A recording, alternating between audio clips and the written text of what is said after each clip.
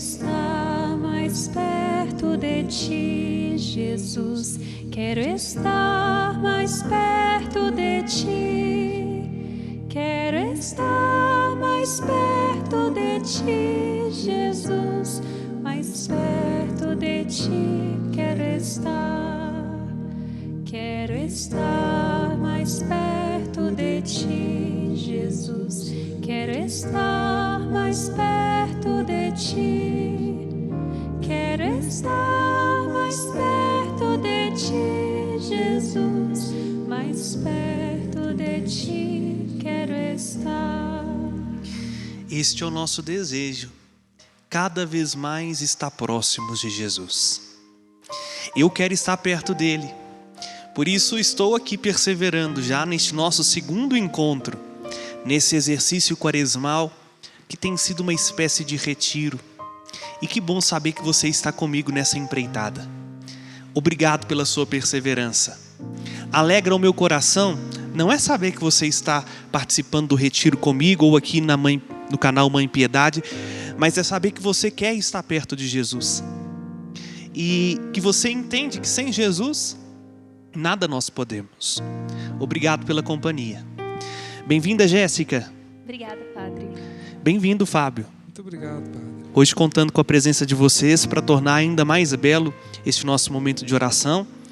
E assim eu convido você agora, de fato, desconectar-se do que está ao seu redor, para que nessas próximas horas, na verdade eu tinha que ter colocado no masculino, né? Nestes próximos minutos, a gente possa estar entendendo o que Jesus quer para que nós possamos estar perto dele. Este é o nosso desejo, mais perto de Jesus. E nós entendemos e começamos este nosso itinerário que não é possível estar perto de Jesus se nós não formos capazes de renunciar.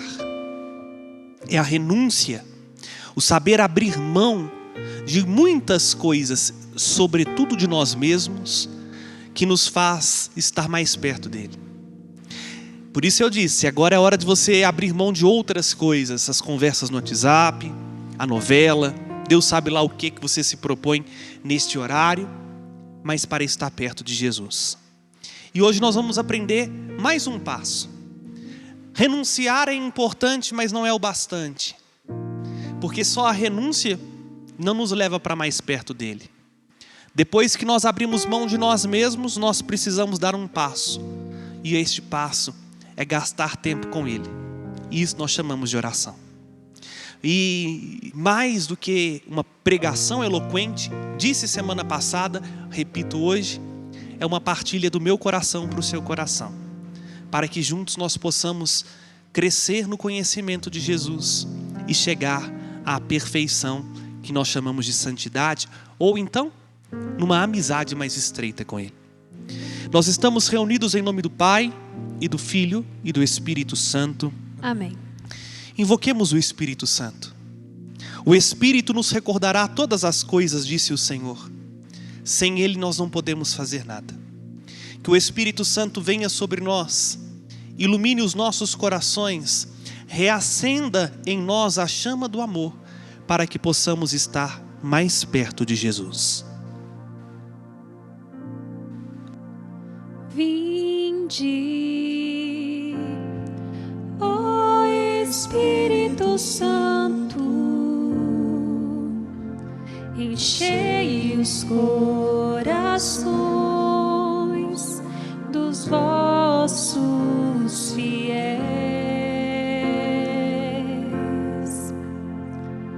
Vinde,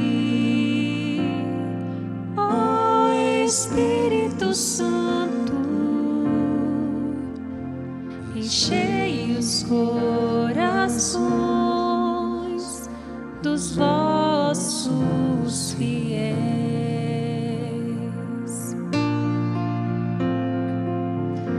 Acendei neles o fogo do vosso amor.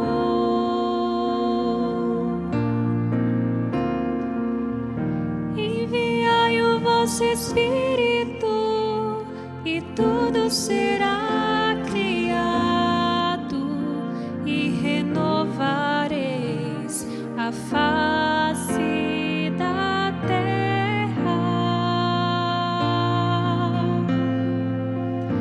acendei neles o fogo do vosso amor.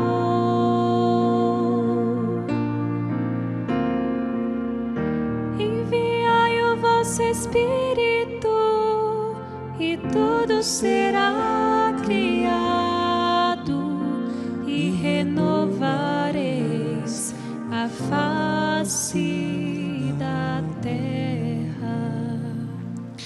Divino Espírito Santo, descei sobre nós, iluminai-nos e permanecei para sempre.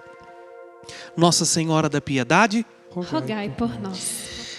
quero começar esta reflexão trazendo um trecho do livro Imitação de Cristo.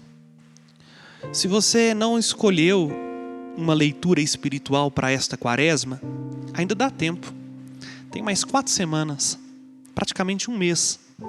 Sugiro esse livrinho de bolso, ó, Imitação de Cristo. Você acha gratuitamente na internet. Não precisa nem de gastar dinheiro para comprar. É uma pérola. O autor desconhecido. Mas mais do que a experiência do autor desconhecido, ele nos fala de alguém muito conhecido. Ele nos fala do Senhor. E no livro 2, no capítulo 8, quando o autor vai falar da familiar amizade com Jesus, ele nos motiva com esta seguinte frase: quando Jesus está presente, tudo é bom e nada parece dificultoso. Mas quando Jesus se retira, tudo fica enfadonho e se cansa. Quando Jesus não fala interiormente, nenhuma consolação tem valor. Mas se Jesus fala uma só palavra, grande alegria se sente. Não vês como Maria Madalena se levantou logo do lugar onde chorava, quando Marta lhe disse: o Mestre está aqui e te chama? Afortunada a hora quando Jesus chama das lágrimas a alegria do Espírito. Como é seco e duro sem Jesus. E vou pular lá para o capítulo, para o parágrafo 3. E ainda continua o autor assim: grande arte é saber conversar com Jesus. Grande prudência saber possuir a Jesus. Seja humilde e pacífico, e contigo estará Jesus. Seja devoto e sossegado, e permanecerá contigo Jesus. Caso se afeiçoe às coisas exteriores, Jesus depressa se afastará de você e perderá a sua graça. Se Jesus se afastar de você e perdê-lo, aonde irás? A quem buscarás por amigo? Sem amigo não viverá feliz. E se não for Jesus, o seu especialíssimo amigo, estará muito triste e desamparado. Logo, age de modo insensato, se confia e se alegra em outra coisa. Antes ter o mundo por contrário, ou por adversário, seja melhor esta tradução, do que perder a amizade com Jesus. Sim, quando Jesus está presente, tudo é bom. Tudo tem sentido, tudo ganha sabor. E onde nós descobrimos a presença de Jesus? Ora, nós somos mais agraciados do que as gerações dos profetas e dos patriarcas. Sabe por quê? Porque Ele está no meio de nós. Ele está presente a todo tempo ao nosso redor.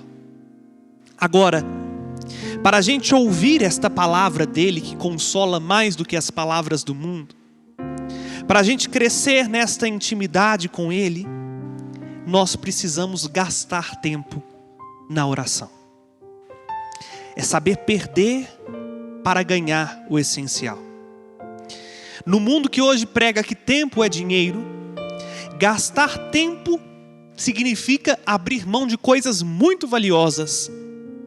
Porque o tempo, aliás, não mudou. O dia continua tendo 24 horas, né? O tempo é o mesmo, mas nós temos a sensação de que cada vez mais ele passa mais rápido. E perdemos tempo, ou gastamos de modo inadequado o nosso tempo, ao ponto de os dias fluírem por entre os nossos dedos como uma água nas nossas mãos. Gastar tempo na oração nunca foi e não será um desperdício. E por isso eu convido você a tomar comigo o Evangelho de São Lucas, capítulo 18, versículos de 1 a 8.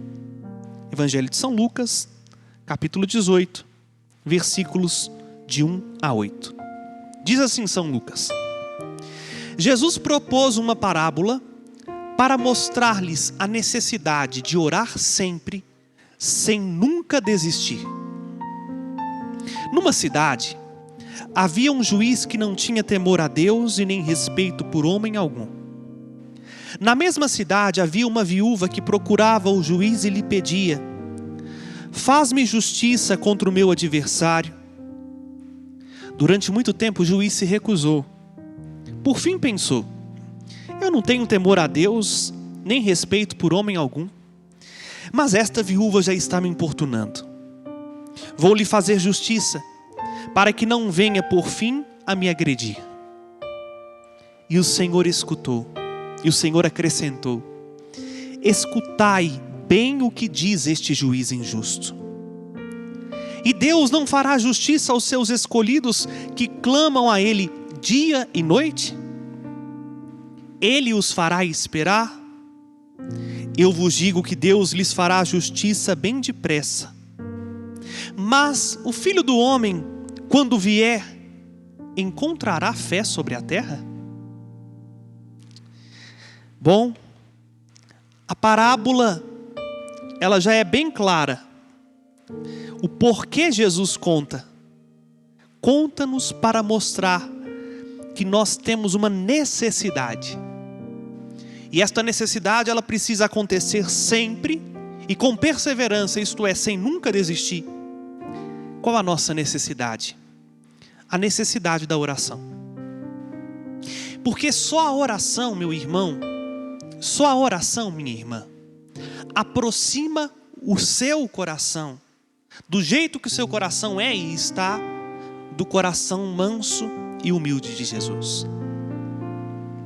Lá no Evangelho de Mateus, quando Jesus diz: vinde a mim todos vós que estáis cansados e fatigados sob o peso dos vossos fardos, no fundo Ele nos convida à oração.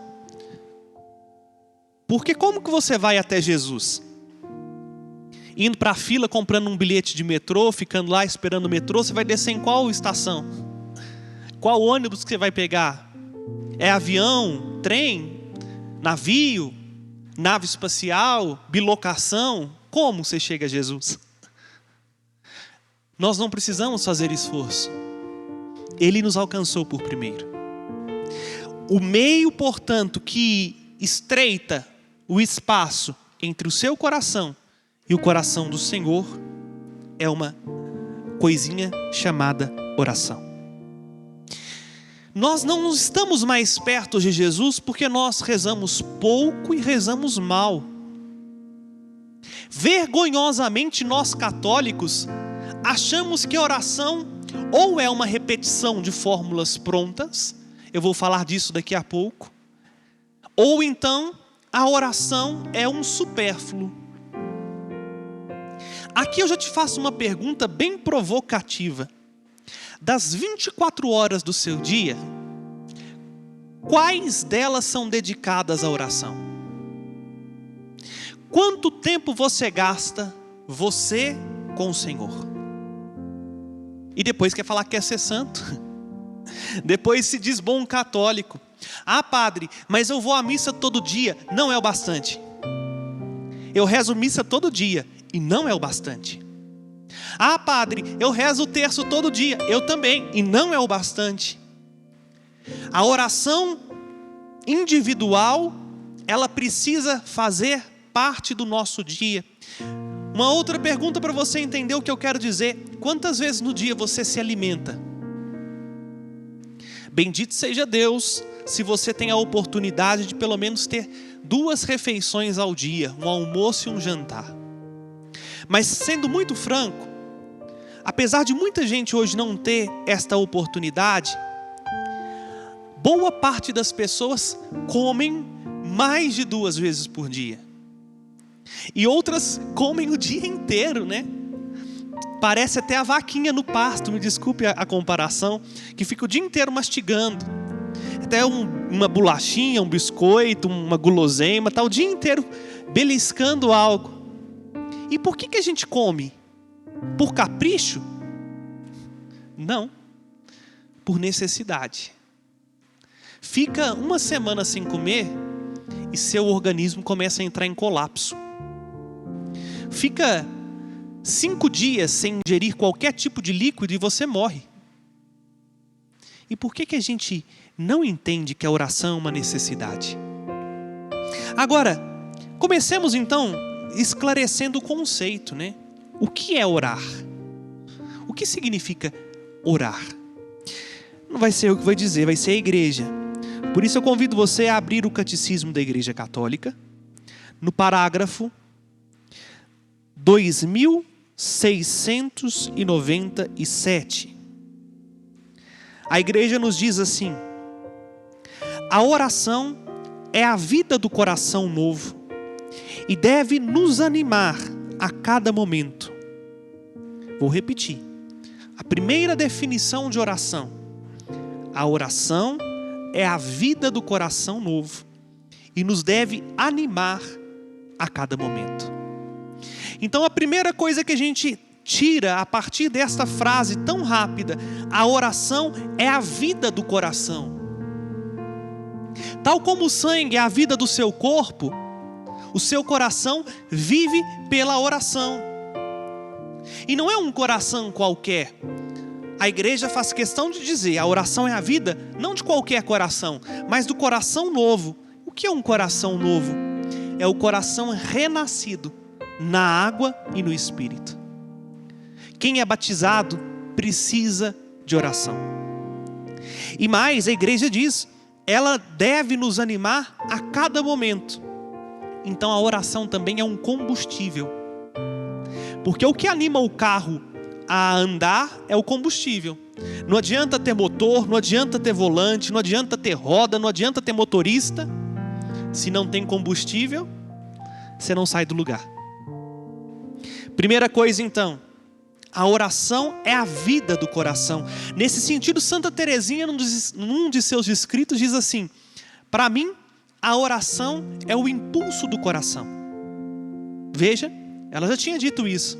E continua Santa Teresinha: é um simples olhar lançado ao céu, um grito de reconhecimento e de amor no meio da provação ou no meio da alegria. Mas não é só isso. Lá no parágrafo 2725, a igreja continua definindo oração. E diz assim, ó: a oração é um dom da graça e uma resposta decidida da nossa parte. Supõe sempre um esforço.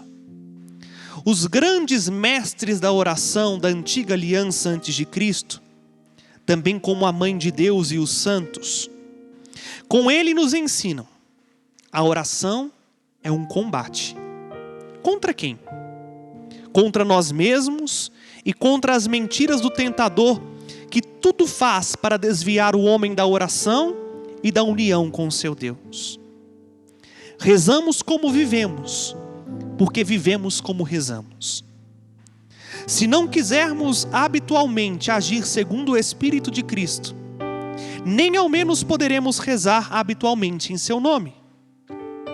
O combate espiritual da vida nova do cristão é inseparável do combate da oração.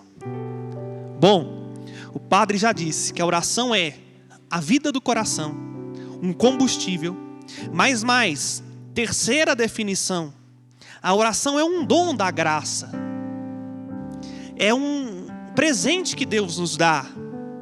E a este dom, e aqui está o quarto conceito de oração, ou a quarta característica da oração: a oração é uma resposta. Deus se revela, o homem responde. Deus fala, o homem lhe comunica. Por isso supõe esforço. E um esforço não qualquer, porque diz-nos a igreja que a oração também é um combate. Você já prestou atenção que como é difícil rezar? Não? Então me desculpa a franqueza, é porque você nunca rezou. Porque parece assim, coisa de outro mundo. E não é deste mundo. Você se propõe a rezar, aí você começa a lembrar da conta a pagar, da vizinha que está te enchendo o saco, do cachorro gritando, aliás, do cachorro latindo, do menino chorando. Aí você transforma isso em oração, aí começa a vir um desânimo, o cansaço, vem o sono, você dorme, cochila, levanta, come, vai seguir sua vida. E onde está a oração? Porque a oração é um combate. E gente, graças a Deus eu nunca combati nada na vida, a não ser meus pecados. E vira e mexe eu perco a batalha. Mas eu fico vendo esses filmes aí de guerra e mais. Eu tiro o chapéu para esses meninos aqui, ó. O Fábio é um deles, que tem perseverança na academia. Porque é um combate contra a própria vontade. Ou vocês acham que o Fábio, para ter um braço desse tamanho aqui, é simplesmente boa vontade que tem? Não. É perseverança. De se preparar fisicamente. Por isso que ele aguenta tocar a sanfona. O Fábio é um excelente sanfoneiro. Se precisar de uma pessoa para tocar sanfona, procura o Fábio. Mas aquele trem pesa quantos quilos, Fábio? 12 quilos. Uma vez aqui ele trouxe a sanfona, eu tentei pegar, eu já desmontei só de pegar a sanfona. Bom, o Fábio faz academia, claro, primeiro pela saúde, segundo pela sua profissão, e precisa da perseverança. E o porquê que eu estou tomando o exemplo do Fábio? Porque quando alguém vai combater, esta pessoa já não chega lá no tiro, porrada e bomba. Ela primeiro se prepara.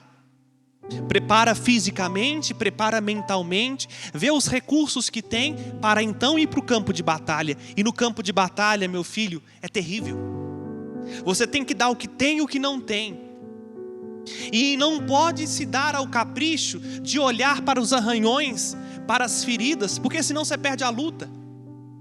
Isto é oração. Não pensa que o mundo vai aplaudir quando você falar assim, agora eu vou rezar. Não vai. Tem como nos recorda o bem-aventurado, aliás ainda não, o servo de Deus, Padre Léo, bem-aventurado daqui uns dias. Há um esquema montado para te afastar de Deus. Satanás é astuto e vai fazer todo o possível para que você não tenha tempo para Deus. Ora, se a gente não entende que a oração é a vida do coração, a gente não combate por ela. Claro, sobreviver é uma luta. Ganhar o pão sofrido de cada dia é uma luta. Eu não conheço um emprego que não tenha esforço.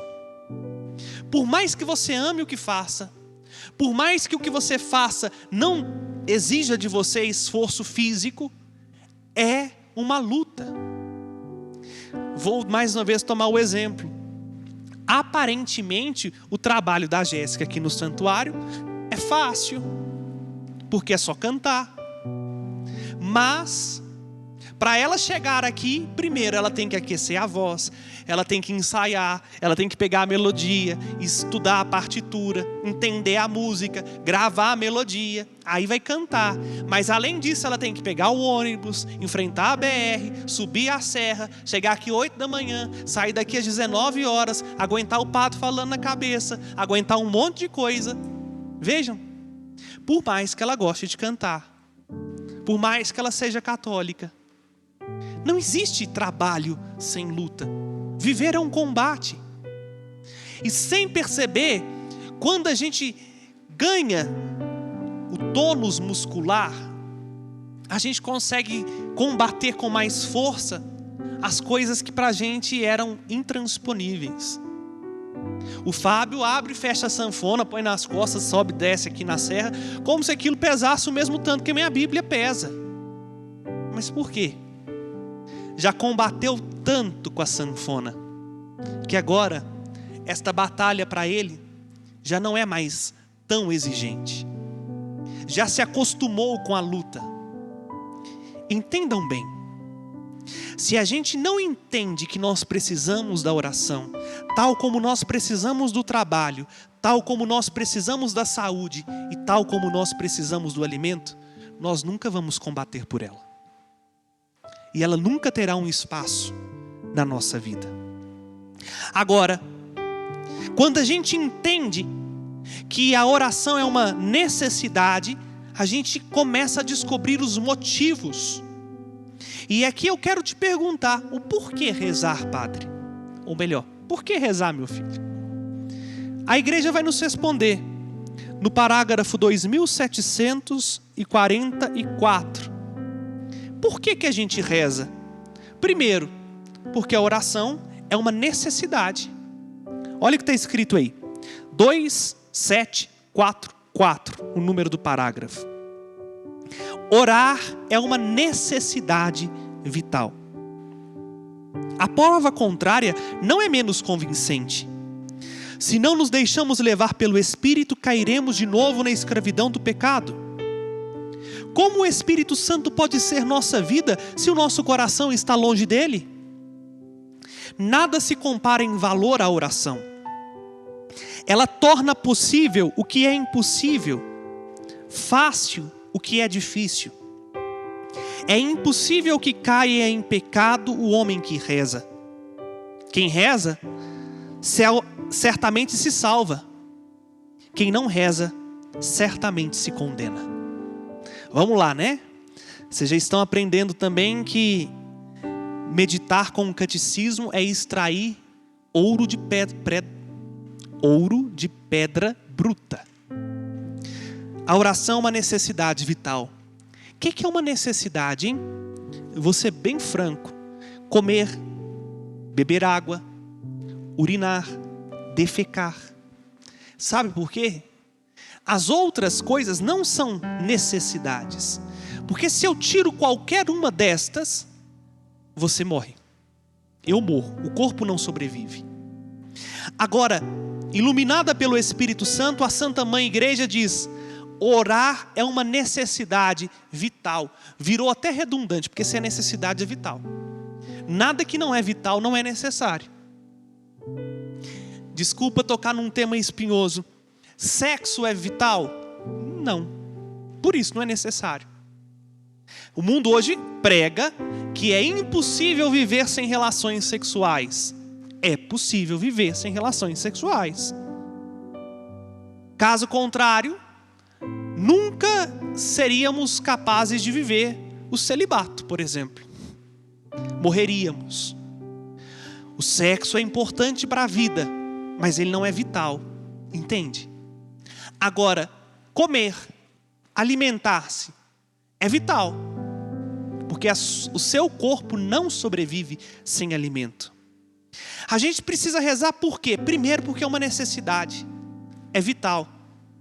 Sem rezar, a alma definha. Sem rezar, o coração endurece e pouco a pouco vai perdendo a vitalidade. Em segundo lugar, por que rezar? Olha, aqui o catecismo cita São João Damasceno no sermão chamado De Ana. São João Damasceno diz assim: nada se compara ao valor da oração. Ela torna possível o que é impossível, fácil o que é difícil.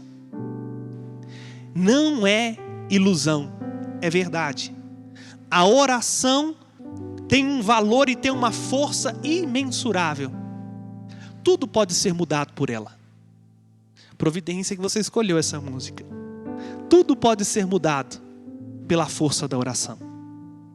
E mais, a oração nos comunica impreterivelmente a salvação, como nos recorda Santo Afonso Maria de Ligório, e que também está mencionado aqui no parágrafo 2744. Quem reza se salva certamente. Quem não reza certamente se condena. Sem oração não tem salvação.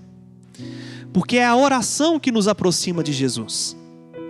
E a nossa vida está escondida com Ele. Bom, para não me delongar mais, a gente entendeu o que é rezar e o porquê rezar.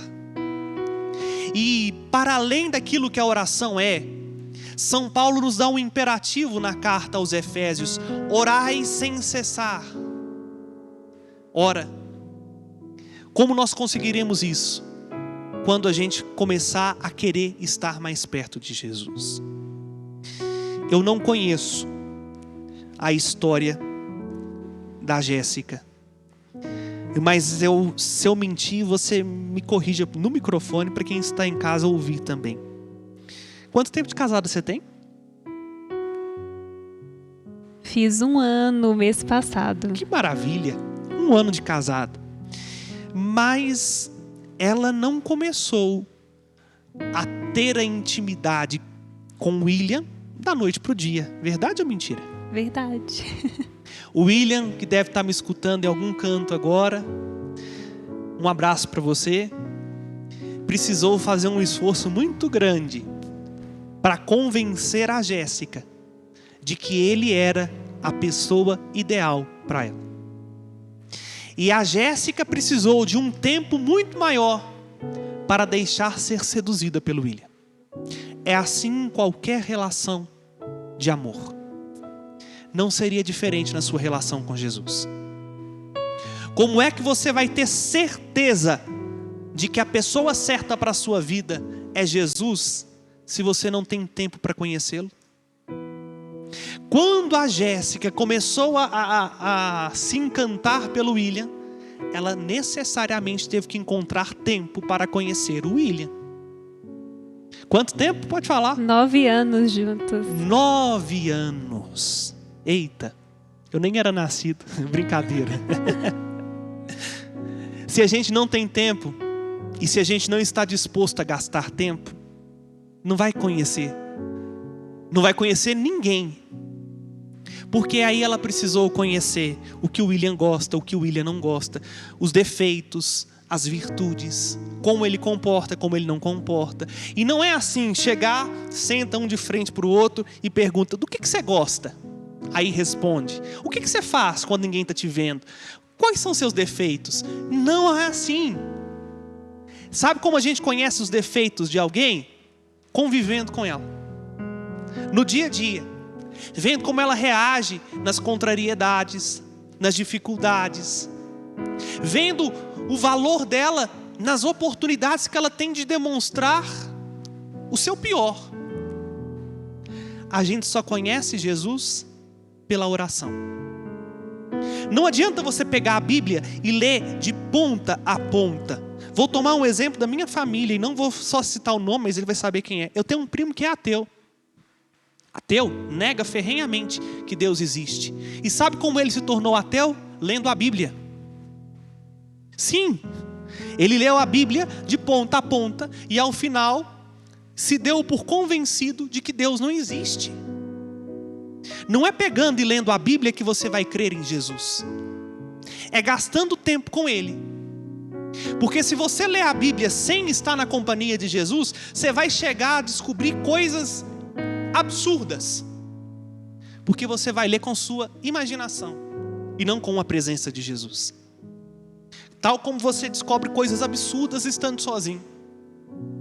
Aí então, essa parte final, eu vou ensinar o que eu faço. E desculpe, eu vou falar baixinho, porque eu preciso nesta quaresma me penitenciar. O que eu deveria fazer e às vezes negligencio. Então não se preocupe, meu filho. O padre não está falando para você. O padre está falando de mim. Sou eu que preciso colocar isso em prática para valer na minha vida. Não porque eu sou padre, mas porque eu quero estar mais perto de Jesus. E agora nessa parte final, como rezar? O que eu tenho que fazer na prática para estar mais perto de Jesus pela oração? Para a gente conseguir então degustar melhor, vou pedir para você cantar só o refrão. E você, se quiser, pode tomar nota, porque agora é para valer. Como então nós vamos estar mais perto de Jesus pela oração? Com Jesus tudo pode ser mudado pela força da oração. Jesus, tudo pode ser mudado pela força da oração. Como rezar? Como estar mais perto de Jesus pela oração? Vamos voltar naquele parágrafo, o primeiro que eu mencionei, 2697 do Catecismo. Lá diz que a oração é a vida do coração novo e deve nos animar a cada momento. Nós, porém, nos esquecemos daquele que é nossa vida e nosso tudo. Por isso os padres espirituais, na tradição do Deuteronômio e dos profetas, insistem na oração como uma recordação de Deus, como um despertar frequente da memória do coração. Agora, primeiro passo. É preciso lembrar de Deus com mais frequência do que se respira. Mas não se pode orar sempre. Não se reza em certos momentos se não houver decisão própria. Grava bem isso aí. Primeira coisa que eu tenho que fazer: decidir. Eu quero rezar. Senão, a gente vai empurrando com a barriga, porque a gente não quer rezar. A gente não tem decisão própria. Vou repetir o que a igreja diz. Não se pode orar sempre, e nem se reza em certos momentos, se não houver decisão própria. Primeiro passo, decidir-se. Eu quero estar com Jesus. Depois que eu me decido, aí eu preciso de um segundo passo, que às vezes tem sido o meu calcanhar de Aquiles. Qual é o segundo passo? Disciplina. O mundo hoje é muito indisciplinado e nós vamos entrando na onda. Indisciplinado não quer dizer bagunceiro, significa que não tem ordem. Que hora que você levanta todo dia? Que hora que você deita todo dia? Que hora que você come todo dia? Aí nós vamos descuidando-nos. Aí acontece como tem acontecido com o padre. Cada dia deita mais tarde, cada dia acorda num horário, cada dia almoça num horário diferente, tem dia que nem almoça. Se a gente quiser ter vida interior na oração, nós precisamos ser rígidos conosco mesmos e nos estabelecer uma disciplina. Eu deito todo dia a esta hora. Desliga o celular, joga para longe. Desliga a TV e vai deitar. Eu acordo todo dia a esta hora. Eu como todo dia a esta hora. E eu rezo todo dia este horário. Entende? Aí nós vamos começando a educar-nos interiormente para sermos mais íntimos de Jesus. Depois que eu disciplino o meu coração e encontro um horário, o terceiro passo, Mateus, como nós ouvimos na quarta-feira de cinzas, vai nos ensinar. Mateus 6,6. Nem é difícil de decorar. Mateus 6,6. Jesus, no Evangelho de Mateus, diz assim: Tu, porém, quando orares, entra no teu quarto, fecha a porta e ora ao teu Pai que está em segredo. E o teu Pai que vê o que está oculto, te dará a recompensa. Versículo 7.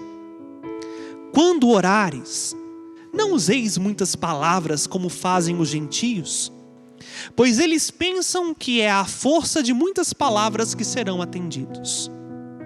Não sejais semelhantes a eles, pois vosso Pai sabe do que precisais muito antes do que vós pedis. Depois que eu me decido e tiro um tempo concreto do meu dia para rezar, eu preciso estar a sós com Jesus. Por isso que eu disse, a missa não basta, o terço não basta. É um momento você e Jesus, Jesus e você, e mais ninguém. Entra no teu quarto. E o que é entrar no quarto aqui? Entrar lá no coração, naquele lugar que só você sabe, onde você está tão livre para ser tão você que ninguém te impede. E ali, fala com o Senhor.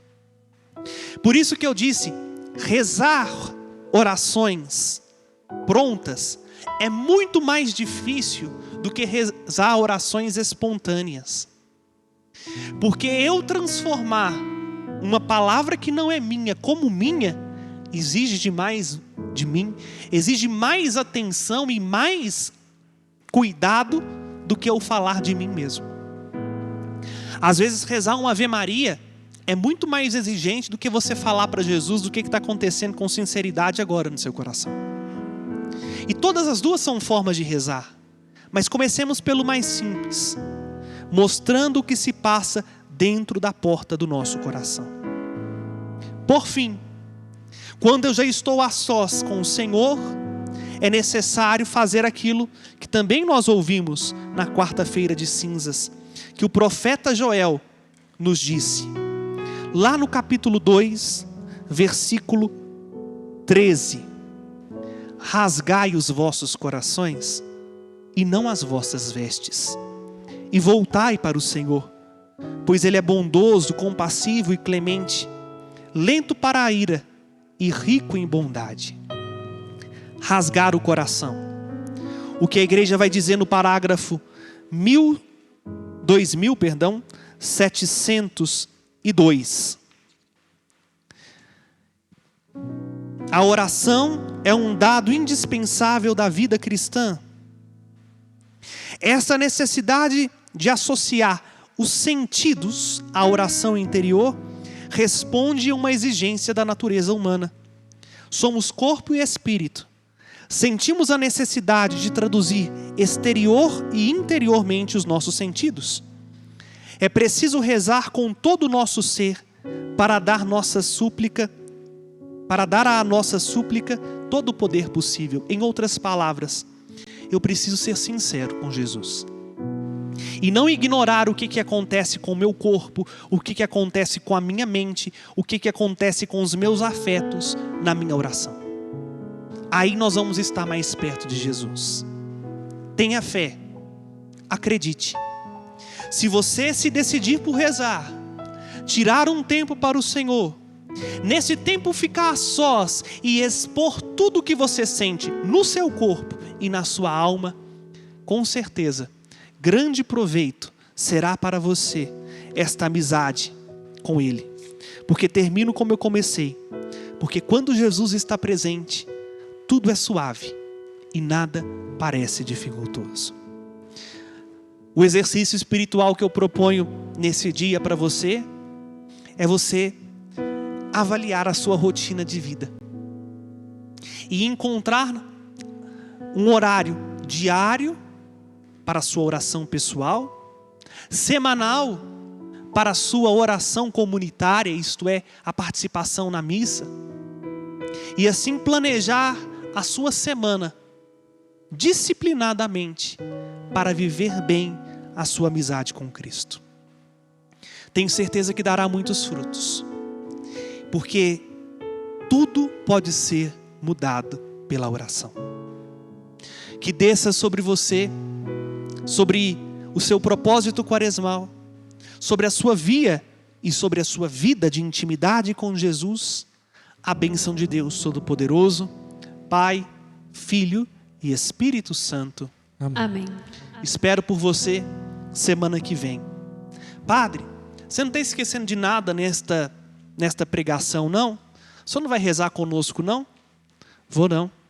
Porque você já entendeu que a oração que mais produz frutos é a oração a sós. Então, após a musiquinha de encerramento, desligue seu YouTube e fale com Jesus tudo aquilo que você sentiu, aprendeu, entendeu a partir daquilo que Ele falou comigo e com você nesta pregação. Vai ser a oportunidade de você pôr a mão na massa e fazer você mesmo aquilo que nós aprendemos no dia de hoje. Tudo pode ser mudado pela oração, porque quando nós rezamos, nós aproveitamos a presença dEle, e quando Jesus está presente, tudo é suave e nada parece dificultoso. Com Jesus, tudo pode ser mudado pela força da oração.